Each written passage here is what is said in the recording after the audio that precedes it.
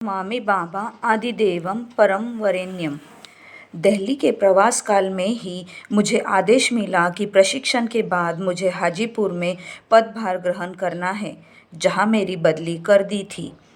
इस आदेश के पाने के बाद मैंने मन ही मन पूज्य बाबा से प्रार्थना की कि अब कृपा कर वे मुझे कहीं भी स्थिर से कुछ दिन रहने दें। दिल्ली से छूटने के बाद अगस्त 1957 के समाप्त होते होते मैं हाजीपुर चला आया। उस समय तक हाजीपुर में आनंद मार्ग का कोई प्रचार कार्य नहीं हुआ था, अतः प्रचार कार्य का प्रारंभ मुझे ही करना पड़ा। हाजीपुर के अधिकतर वकील वर्ग के सदस्य मेरे स्कूल या कॉलेज के साथियों में से थे, अतः मैंने उन्हीं लोगों के बीच आनंद मार्ग के दर्शन का प्रचार करना आरंभ किया। यद्यपि इस वर्ग के लोगों को आनंद मार्ग की साधना आसानी से गले नहीं उतरती, फिर भी मुझे सफलता मिली और कई लोगों ने दीक्षा ली। दीक्षा लेने के बाद इन लोगों ने निष्ठापूर्वक साधना करना शुरू किया। इसी बीच आचार्य श्री दीप नारायण जी तथा आचार्य श्री कुलदीप जी स्थानांतर हो चकी सिकंदर तथा हाजीपुर में आ गए। अब मुझे इन दोनों का भी सहयोग मिलने लगा और प्रचार की गति में तीव्रता आ गई। हाजीपुर में अब तक हम लोगों का यूनिट बन चुका था और नियमित रूप से धर्मचक्र होने लगा था। कुछ समय बाद आचार्य श्री श्याम नारायण जी सोनपुर में आ गए। इनके आ जाने से अब हम लोगों को सोनपुर में भी प्रचार करने का सहयोग मिला। हाजीपुर की पोस्टिंग के बाद ऐसा मालूम पड़ने लगा कि परम पूज्य बाबा ने मेरी करुण पुकार सुन ली और मुझे वहाँ कुछ दिन स्थिर हो रहने देंगे। 1957 के हेमंत ऋतु में संभवतः नवंबर का अंत अथवा दिसंबर का शुरू रहा हो, सूचना मिली कि परम पूज्य बाबा आग्रहणी पूर्णिमा का धर्म महाचक्र मनाकर बेतिया से मुजफ्फरपुर होते हुए रेलगाड़ी से वापस लौट रहे हैं। मैं परम पूज्य बाबा के दर्शन करने का लोभ संवरण नहीं कर सका और मुजफ्फरपुर चला आया। यहाँ गाड़ी कुछ अधिक देर रुकती थी, अतः दर्शन करने की सुविधा थी। पूज्य बाबा की गाड़ी सुबह 8-9 बजे के लगभग मुजफ्फरपुर पहुंची। सभी मार्गी भाइयों ने जय घोष कर पूज्य बाबा का स्वागत किया। 1957 जनवरी के बाद पूज्य बाबा के दर्शन का यह पहला मौका था। मुजफ्फरपुर स्टेशन पर पहले मुजफ्फरपुर के मार्गी भाइयों को परम पूज्य बाबा के दर्शन और प्रणाम करने का मौका दिया गया और उसके बाद ही बाहर से आने वाले लोगों को। मैं भी दूसरे ग्रुप में था।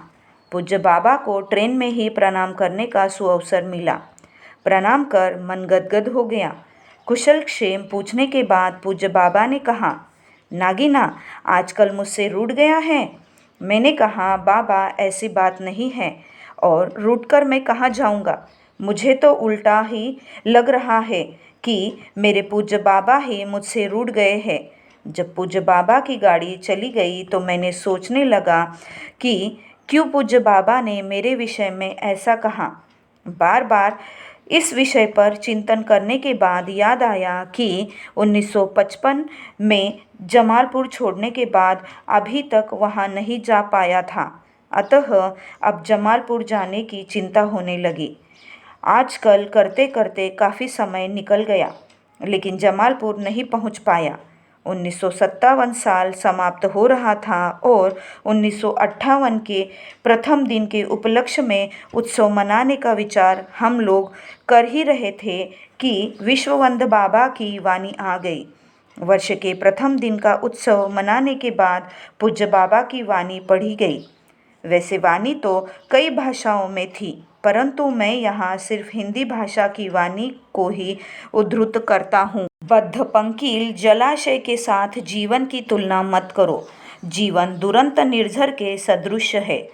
बाधाओं और विपत्तियों को राह के रोड़े की भांति हटाते हुए अग्रसर होना ही इसका कार्य, इसका धर्म है। इसीलिए जो बाधाओं और विपत्तियों से दूर रहना चाहते हैं, वे जीवन के धर्म को खो बैठे हैं। वे मृतक हैं। उनका स्थान समाज में नहीं, अपितु शमशान में है। आनंद मूर्ति 1 जनवरी 1958। जिस समय परम पूज्य बाबा ने यह वाणी दी, उस समय समाज के कुछ तथाकथित अग्रगण्य व्यक्तियों ने मार्ग के बढ़ते प्रचार से अपने स्वार्थ पर कुठाराघात होते देख जनसाधारण के बीच मुखर हो प्रचार करने लगे कि धर्म साधना करने वालों को समाज से क्या मतलब है। उनका विचार था कि धर्म साधना केवल व्यक्तिगत जीवन की चीज़ है, इससे आम जनता को क्या मतलब। ऐसी भ्रांति फैलाकर वे जनसाधारण को गुमराह करना चाह रहे थे। हम लोगों में से भी कुछ लोग जो तथाकथित शांति के हिमायती थे, थोड़ी देर के लिए ऐसी भ्रांति में आ जाते थे, परंतु ऐसे अपप्रचार का परिणाम ठीक उल्टा होता था। ऐसे अपप्रचार से जनसाधारण के मन में मार्ग को जानने की उत्सुकता जगती थी, और जब वे अपनी उत्सुकता को शांत करने के लिए किसी मार्गी से मिलते थे तो मार्ग के उच्च दर्शन और आदर्श को समझ अधिकतर लोग मार्ग में आ जाते थे। इस अपप्रचार से मार्गियों में जो थोड़ी बहुत शिथिलता आ गई थी, मेरी समझ से उसी को दूर करने के लिए परम पूज्य बाबा ने यह आशीर्वचन देने की कृपा की। इस आशीर्वचन से सभी मार्गी सजग हो तथा अपने कर्तव्यों का सही मूल्यांकन कर पूरे जोर से प्रचार कार्य में लग गए। यह आशीर्वचन विरोधियों का मुंह बंद करने में भी कामयाब हुआ। उच्च दर्शन और आदर्श को मानने वाले मार्गीगण अब दृढ़तापूर्वक तुरंत निर्झर के समान अपनी राह की बाधाओं और विपत्तियों को रोड़े की तरह हटाते हुए अग्रसर होने लगे। वे समझ चुके थे कि उनका जीवन बद्ध पंकिल जलाशय सा नहीं, और शांति का अर्थ शमशान की शांति नहीं।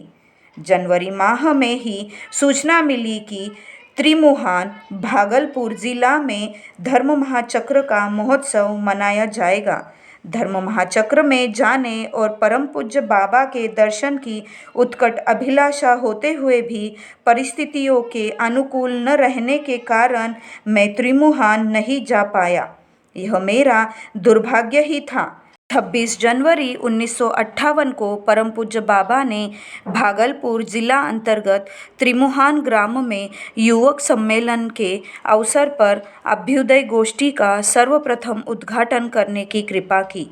इसी सुअवसर पर त्रिमुहान में धर्म महाचक्र का आयोजन भी हुआ था।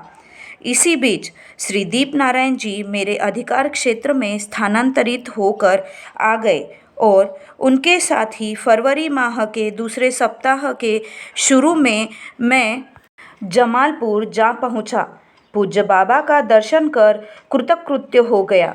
जमालपुर की पुरानी याद फिर से ताज़ा हो चली।